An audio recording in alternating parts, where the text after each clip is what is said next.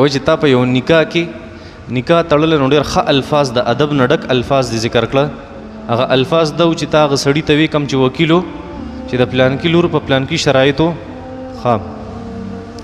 دا تا پلانکي ته حواله کړې ده او حواله دې کړه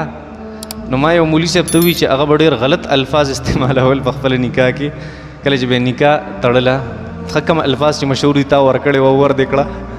نو دا دی وایي چې دا خو د انساني طبیعت خلاف دي نو ما چې مولي صاحب له ستاسو حواله ورکړه او ته مې ووي چې یاره د حوالې دا لفظ وایه نو مفتي صاحب ما ته ووي هغه مولي صاحب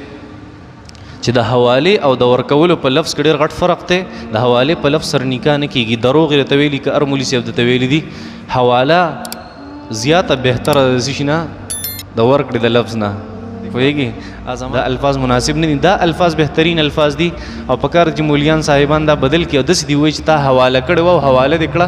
ښکلی لفظ دی او دې دلیل دا دی چې امام قرطبي رحمت الله علیه په خپل تفسیر کې لیکلي دي چې د حوالې دا لفظ هم د